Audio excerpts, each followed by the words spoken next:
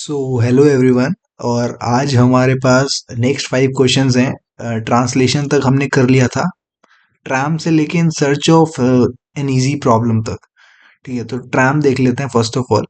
ये तुमने देखा होगा वीडियोस वगैरह में, जो बाहर देश के लोग हैं वहाँ पे एक पटरी सी होती है ना। वहाँ पे मतलब बस का ही तरीका होता है, वो बस जैसा ही होता है वो, है ना। उसको ट्राम कहते हैं। तो ट्राम की एक वो होती है पटरी, है ना। तो सीन क्या होता है कि कुछ लोग चढ़ते हैं, कुछ लोग उतरते हैं। तो हमें बताना है कि कितनी मैं अपनी तरफ से मॉडिफाई करके बोल रहा हूँ, ठीक है।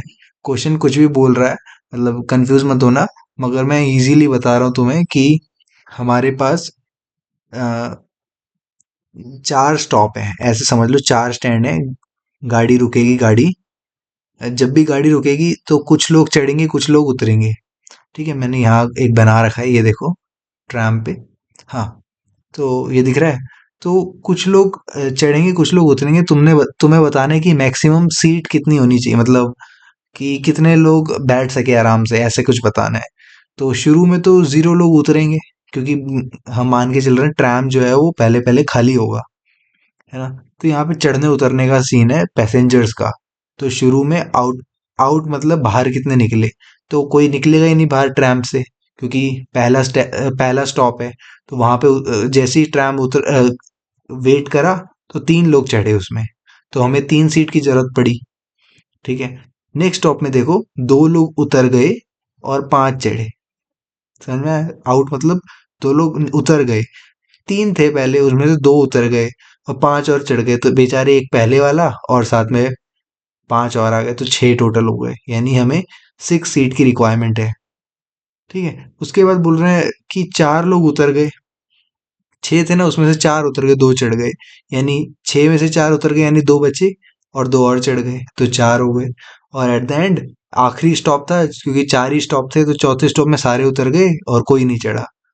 ठीक है, तो हमें बताना है कि print a single integer denoting minimum possible capacity of the tram. ठीक है, कि हमारी क्या कैपेसिटी होनी चाहिए ट्रैम की।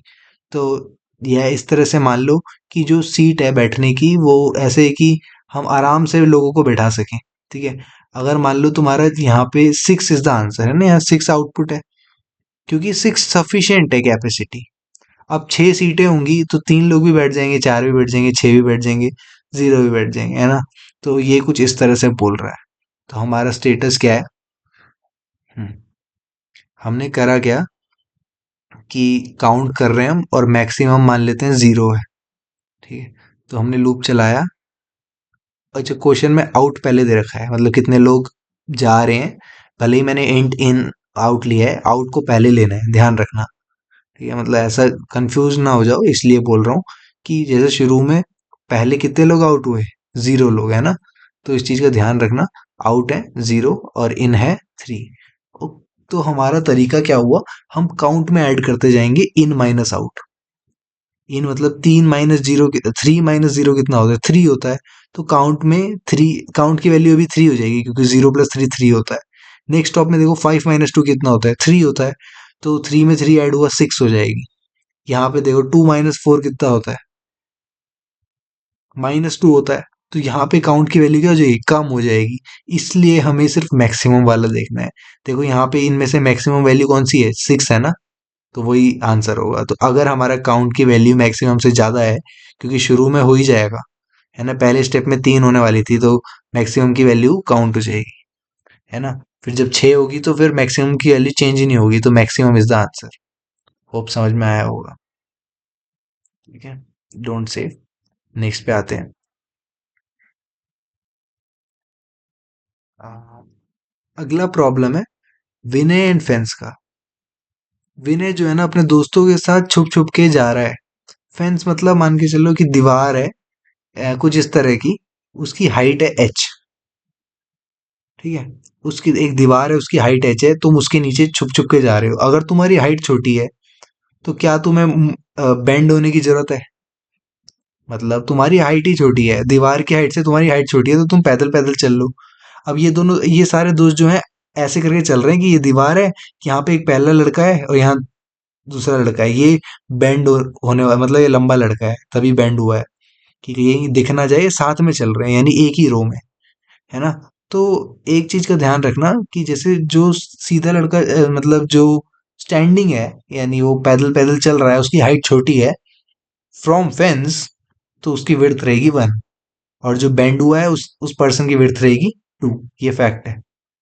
ठीक है, तो हमें बताना है कि क्या मिनिमम पॉसिबल विड्थ या विड्थ ऑफ द रोड रहेगी, ये बताना है हमें।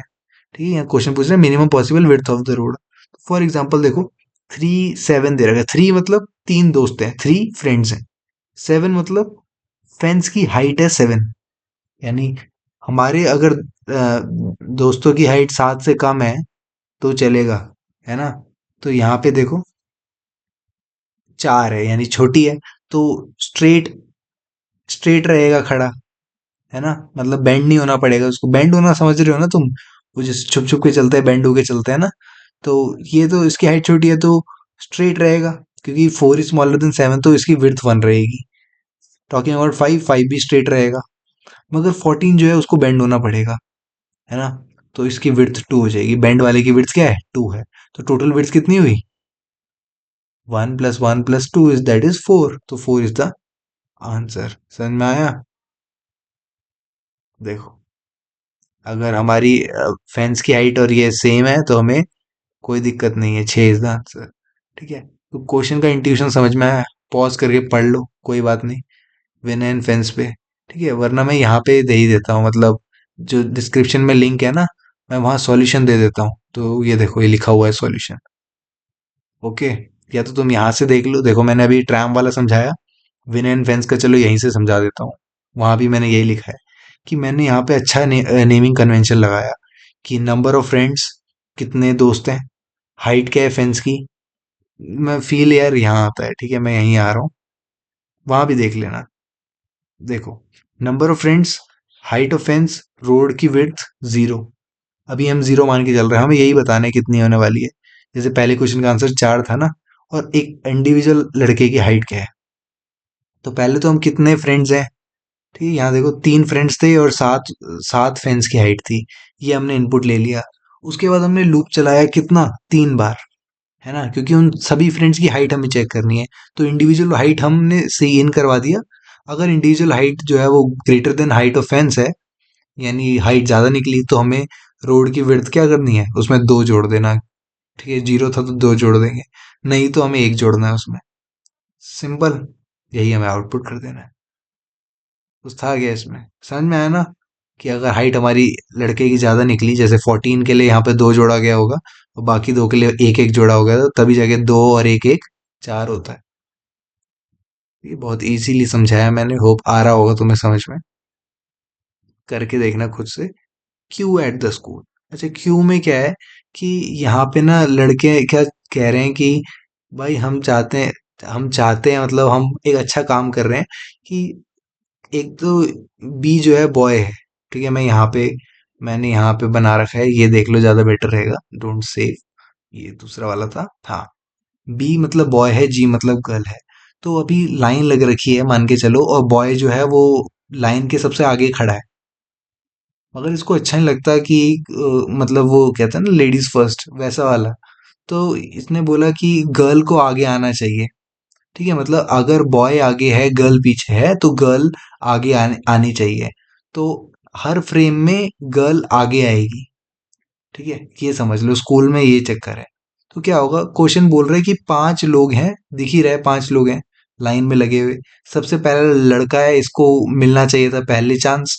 मगर एक फ्रेम, मतलब 1 सेकंड बाद या जो भी मान लो, 1 फ्रेम बाद, फर्स्ट फ्रेम बाद सिचुएशन क्या होने वाली है, जितनी भी गर्ल बॉय के पीछे है ना, वो बॉय के आगे आ जाएगी। फॉर एग्जाम्पल, इन दोनों को देखो, ये गर्ल पीछे थी तो गर्ल आगे आ गई, बॉय पीछे आ गया। सेकंड देखो, ये गर्ल आगे है, बॉय पीछे है, कोई बात नहीं, ये तो सही कॉम्बिनेशन है, मतलब गर्ल आगे रहनी चाहिए ना बॉय के, ठीक है। यहाँ देखो, बॉय आगे निकला, गर्ल पीछे, तो इसलिए हमें गर्ल को आगे लाना है, बॉय को पीछे। तो आफ्टर फर्स्ट फ्रेम क्या होगा, दिस इज द आंसर। यही आंसर आया ना, girl boy, girl girl boy. ठीक है, सेकंड वाला एग्जाम्पल देखो, इसमें 2 फ्रेम लगेंगे, मैंने नीचे लिख रखा है। ठीक है, तुम कंफ्यूज ना हो जाए इसलिए मैंने थोड़ा गैप दे दिया था। तो देखो, बॉय आगे है, मतलब इस तरह का है, boy girl girl boy girl. ठीक है, पेन कॉपी पे मैंने करा था इसको सॉल्व, तुम्हें दिखाने के लिए मैंने नोटपैड पे दोबारा करा। तो फर्स्ट फ्रेम के बाद क्या होगा, गर्ल आगे आ जाएगी बॉय पीछे, ये बात समझ में आ रही है? बॉय आगे नहीं आना चाहिए, मतलब गर्ल आगे बॉय पीछे।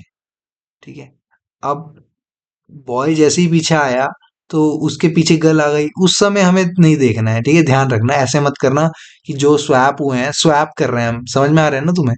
तो यहाँ देखो, पहले फ्रेम में क्या होगा कि गर्ल आगे बॉय पीछे, यहाँ पे गर्ल तो आगे है ही, बॉय पीछे है, तो मगर लास्ट वाली गर्ल आगे आ जाएगी, बॉय पीछे हो जाएगा। सेकंड फ्रेम में क्या करेंगे, अब इसको देखेंगे कि कहाँ दिक्कत आ रही है। तो देखो, गर्ल आ गया बॉय पीछे, एकदम परफेक्ट, मगर यहाँ बॉय आगे आ गया गर्ल पीछे है, तो इसलिए ये थर्ड वाली गर्ल सेकंड पे आ गई, देख रहे हो, और बॉय पीछे आ गया। सिमिलरली यहाँ पे तो चलो कुछ करने की जरूरत ही नहीं। तो this is the final combination, तो दिस इज द आउटपुट।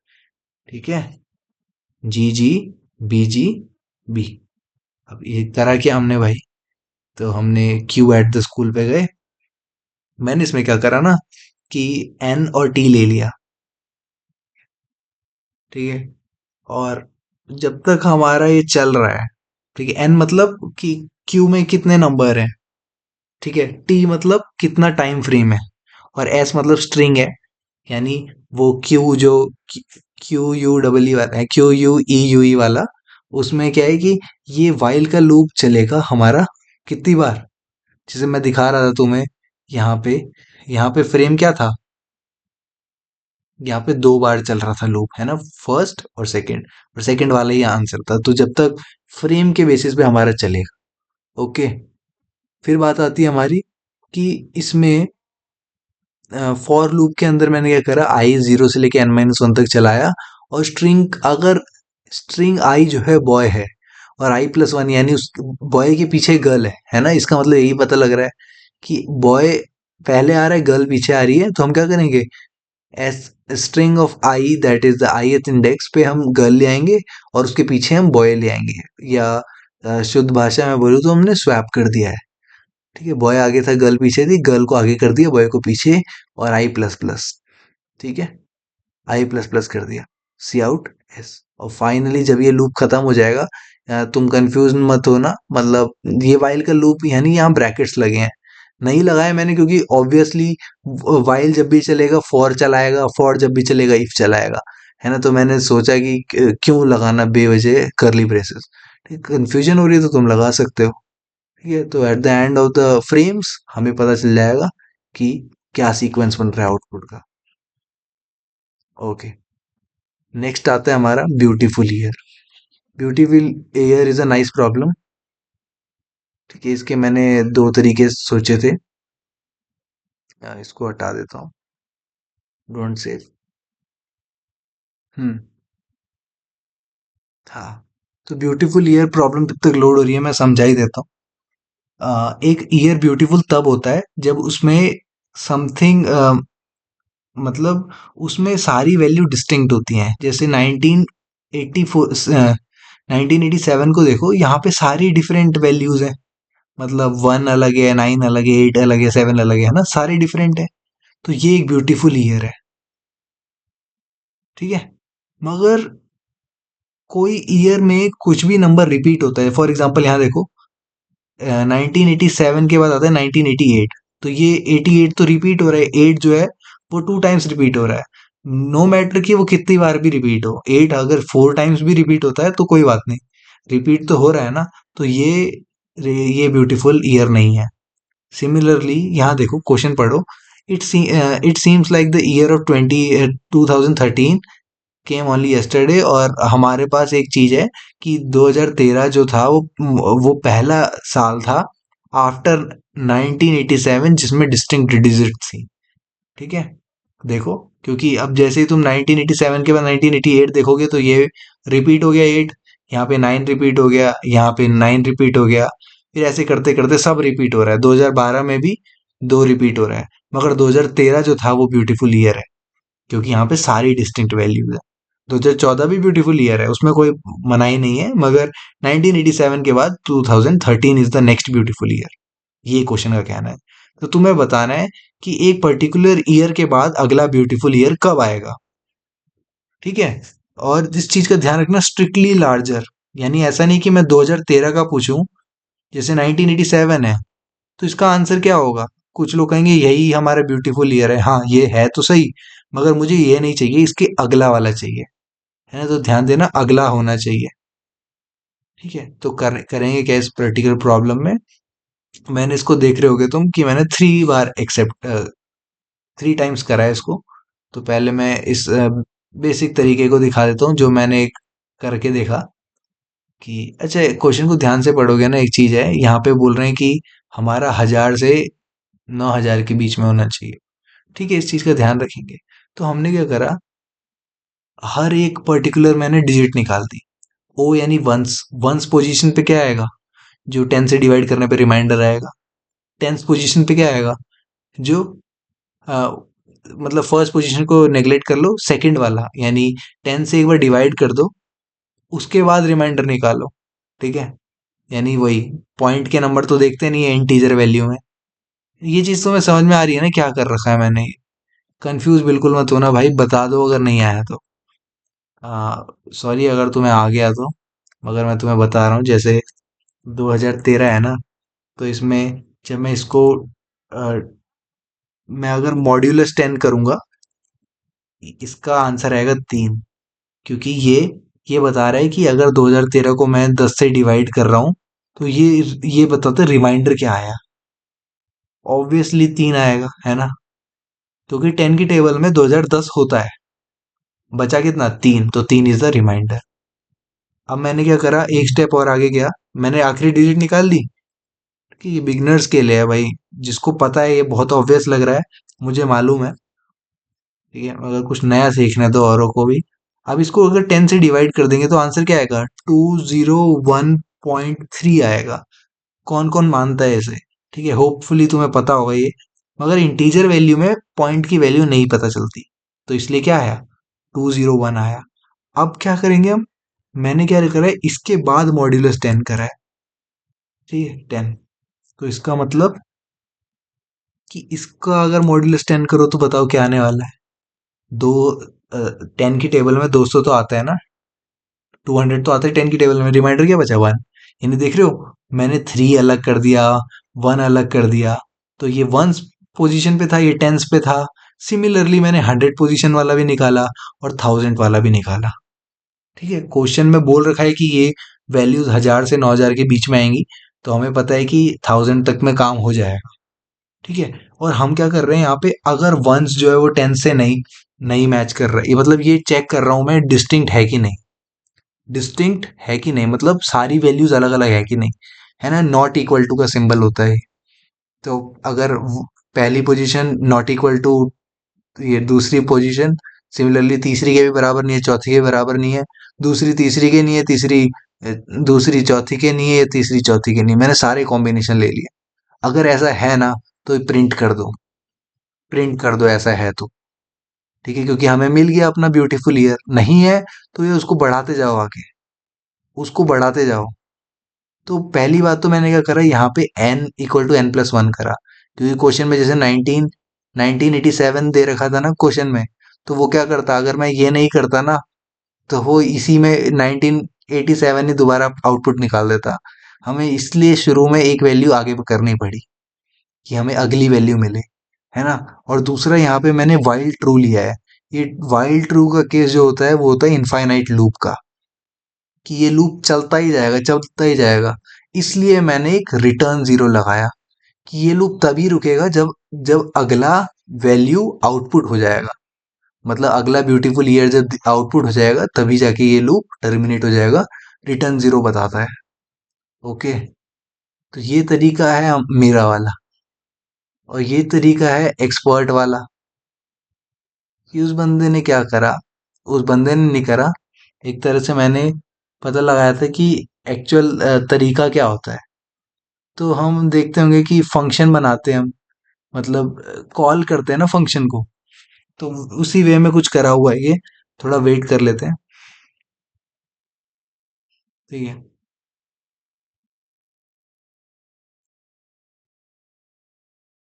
तब तक मैं अगला प्रॉब्लम भी in search of easy problem, ये सच में बहुत इजी प्रॉब्लम है। समहाउ नेट नहीं चल रहा है, थोड़ा वेट करें।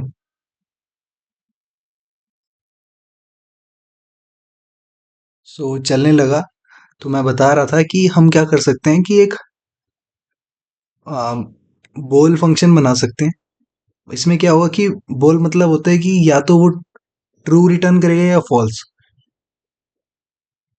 ठीक है, तो जैसे ही हम यहाँ पे वाइल वाइल तब तक चलेगा जब तक not equal to has distinct digits. ठीक है, एक डिस्टिंक्ट डिजिट्स बना दिया।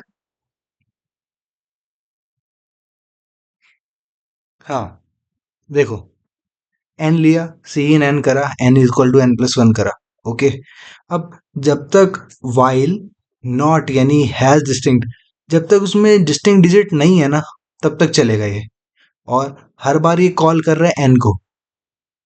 ठीक है, और तब तक चलेगा यानी जैसे ही उस अगर पता चलेगा इसमें डिस्टिंक्ट डिजिट नहीं है, वो N plus equal to one कर देगा। ठीक है, अगर ये वैल्यू फॉल्स हो गई, ये वैल्यू फॉल्स कब होगी, देखना समझना ध्यान से, नॉट इक्वल टू लगा है। तो अगर डिस्टिंक्ट डिजिट्स, ये वैल्यू फॉल्स तब होगी जब उसमें सच में डिस्टिंक्ट डिजिट्स निकल जाएंगी, यानी इसका आंसर ट्रू हो जाएगा। इसका अगर ट्रू आंसर होगा तो नॉट लगाने की वजह से फॉल्स होगा, जिसकी वजह से ये लूप नहीं चलेगा और डायरेक्ट आउटपुट हो जाएगा। ओके, सेम मैंने ये सेम चीज यहाँ रखी है। बस एक तरीका होता है कि हम बोलियन फंक्शन बना सकते हैं। बोल मतलब या तो ट्रू रिटर्न करेगा या फॉल्स, ये मैं तुम्हें समझा चुका हूँ। ठीक है, लास्ट प्रॉब्लम और देख लेते हैं, जो कि हमारी ये है in search of easy problem. ये प्रॉब्लम कहता है कि हमें इजी प्रॉब्लम ढूंढनी है, और अगर मतलब ढूंढनी क्या है कि कोड फोर्सेस में पहली प्रॉब्लम जो होती है वो इजी होती है। ठीक है, और अगर किसी को भी हार्ड लगी ना, इसका मतलब वो हार्ड प्रॉब्लम है। तो मैंने तीन लोगों से पूछा क्या ये इजी प्रॉब्लम है। जीरो मतलब है कि हाँ इजी प्रॉब्लम है, वन मतलब है कि हार्ड प्रॉब्लम है। ठीक है, तो पहले ने बोला हाँ भाई इजी प्रॉब्लम है, दूसरे ने बोला हाँ भाई इजी है, तीसरे को थोड़ी हार्ड लगी, उसने बोला हार्ड हो गई। तो मैं क्या करूंगा, एक ने भी हार्ड बोल दिया ना, मेरे हिसाब से वो हार्ड प्रॉब्लम हो गई। ठीक है, टॉकिंग आउट दिस, एक ही से पूछा, उसने बोला जीरो, यानी उसने बोला इजी, तो मैंने इजी मान लिया। ठीक है, अब इसके सॉल्व करने के अलग अलग तरीके हैं। एक तरीका हमने पकड़ लिया, जो कि in search of easy problem में हमने क्या करा, और का यूज करा। पाइप यानी और क्या करता है, तुम्हें पता है कि और बोलता है कि या तो ये या तो वो, है ना, ऐसा कुछ। कि मैंने क्या करा, बंदों की पहले रेटिंग जीरो, रेटिंग की वैल्यू जीरो कर दी, ओपिनियन लिए लोगों से। ठीक है, अब जैसे 3 बार चलेगा ये, तो फॉर लूप भी 3 बार चलेगा, तो हर बार क्या करेगा, रेटिंग को और कर देगा ओपिनियन से। अब ओपिनियन की वैल्यू जो है वो क्वेश्चन में दे रहे, मतलब इनपुट होगा तो जीरो होगा। अब जीरो और जीरो कितना होता है, जीरो होता है। मतलब किसी के साथ भी अगर हम और करेंगे ना, अगर एक बार भी वन आ गया ना, इसका मतलब रेटिंग जो है होने वाली है वन होने वाली है। और अगर इफ रेटिंग वन हो जाएगी, यानी तुम्हें पता है कि इफ के अंदर अगर ट्रू कंडीशन आ जाती है तो आउटपुट आ जाएगा हार्ड। ठीक है, वन मतलब ट्रू होता है, जीरो मतलब फॉल्स होता है। अगर जीरो होगा तो एल्स चला जाएगा, यानी इजी हो जाएगा। ठीक है, एक तरीका ये है, या तो तुम सम कर दो इसका। ठीक है, अगर जैसे मान लो तुमने 800 लोगों से पूछा और 800 लोगों ने जीरो कहा, तो जीरो का सम क्या होगा, सबका सम जीरो ही रहेगा। तो अगर जीरो सम आ रहा है तब भी हम ऐसे कर सकते हैं इजी, या अगर सम जो है वो वन या वन से ज्यादा आ रहा है तो हार्ड। ठीक है, ये हम और बिट हमने और करना भी सीख लिया। ठीक है, और मतलब पता चल गया ना तुम्हें कि और कंडीशन में होता है एक भी वन होता है तो वो आंसर वन ही आता है ना, कभी भी। ठीक, एंड में क्या होता है, एक भी जीरो होता है तो हमेशा जीरो ही आता है। ठीक, होप ये पता होगा तुम्हें। तो यही थी प्रॉब्लम्स, और ये मैंने यहाँ पे सारी की सारी कर दी हैं। ठीक है, दोनों मैंने तरीके भी दे दिए हैं, हैश डिस्टिंक्ट डिजिट वाला भी और in search of easy problem वाला भी। ठीक है, लिंक डिस्क्रिप्शन में चेक कर सकते हो और खुद से कोड करना। ठीक है।